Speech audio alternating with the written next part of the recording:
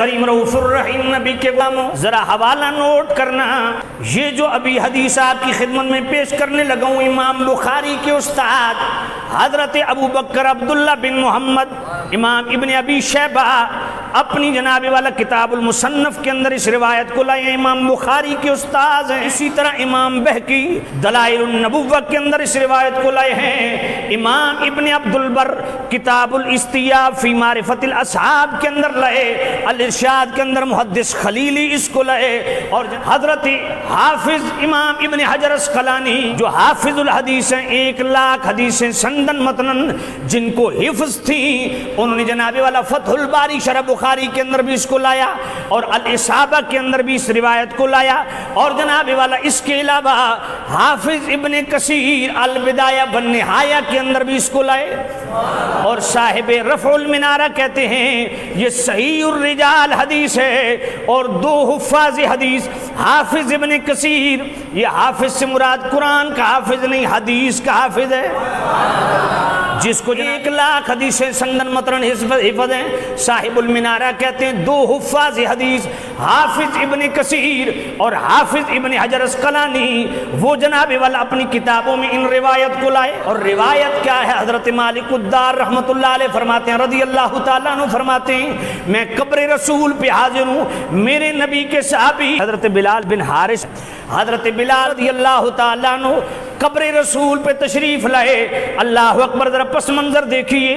قحط پڑ گیا دور حضرت عمر رضی اللہ تعالیٰ عنہ کا. قحط کی وجہ سے جناب والا خشک سالی نے ڈیرے ڈال لیے. اب قبیلہ مزینہ کے لوگ اپنے قبیلے کے سردار حضرت بلال بن حارث ہم بھوکے مر رہے ہیں ہمارے لیے کچھ کھانے کا اہتمام کرو. کہا دیکھو لو قحط کی وجہ سے میں بھی اسی لپیٹ میں ہوں. ان کی اچانک نظر ایک بکری پہ پڑی تو قبیلہ مزینہ کے لوگ نے کہا اے بلال یہ آپ کے پاس جو بکری ہے یہ ہمارے لیے ذبح کر دو. انہوں نے بکری ذبح کی بغیر خون اور ہڈیوں کے کچھ نہ نکلا.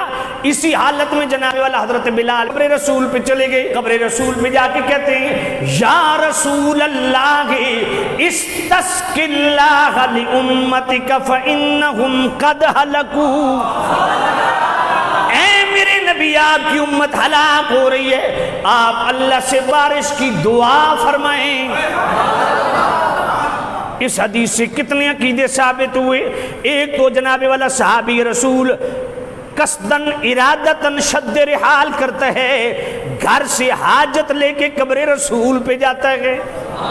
دوسرا حیات النبی کا عقیدہ بھی لے کے جاتا ہے. اور تیسرا یا رسول اللہ حضور کے وصال کے بعد قبر رسول پہ کہنا پتہ چلتا ہے کہ حضور کے پردہ فرمانے کے بعد بھی یا رسول اللہ کہنا خود صحابہ کا طریقہ ہے. اور پھر اس سے یہ بھی ثابت ہوا کہ صحابی رسول نے حضور کی خدمت میں جا کے عرض کی یا نبی اللہ آپ اللہ سے دعا فرمائیں اللہ بارش دے. اس حدیث سے پتہ چلا آج بھی امت کے لیے حضور دعائیں فرما رہے ہیں. اور پھر جا کے جناب والا بارش کے لیے یہ حاجت پیش کی یا نبی اللہ یہ ہماری حاجت ہے بارش ہو جائے. پتہ چلا صحابہ کا یہ عقیدہ ہے کہ میرے کریم رؤوف الرحیم نبی آج بھی حاجتوں کو سنتے ہیں اور اللہ کی عطا سے پوری فرماتے ہیں. اس کو بھی اگر کوئی ضعیف کے درجے میں رکھے صاحب رفع المنارہ کہتے ہیں کتنی تعجب کی بات ہے کہ جو اس صحیح الرجال حدیث کو بھی ضعیف کہے تو اس کی عقل ماری گئی ہے. فرمایا یہ حدیث بھی صحیح ہے. مسجد حرام کے امام جنہوں نے 20 سال سے زائد وہاں درس حدیث دیا امام محمد بن علوی مالکی رحمۃ اللہ علیہ مفاہیم کے صفحہ 138 میں فرماتے ہیں انہی احادیث کے متعلق فرماتے ہیں کہ سند کے اعتبار سے ضعیف ہوں یا صحیح ہوں سوال یہ ہے کہ اتنے جلیل القدر محدثین اپنی کتابوں میں اگر یہ واقعات لکھتے رہے تو کیا وہ گمراہی لکھتے رہے؟ ارے میں حیران ہوں ابن کثیر کو دین سمجھ نہیں آیا امام بہقی کو دین سمجھ نہیں آیا محدث خلیلی کو دین سمجھ نہیں آیا امام ابن عبد البر جنہوں نے اس روایت کو کتاب الاستیاب فی معرفت الاصحاب کے اندر انہوں نے دین کے مزاج کو نہیں سمجھا. امام بخاری کے استاد امام ابن ابی شیبہ کتاب المصنف کے اندر اس روایت کو لاتے ہیں انہوں نے دین کو نہیں سمجھا. غامدی کو دین سمجھ آیا ہے. اتنے بڑے جلیل القدر محدثین کو دین سمجھ نہیں آیا.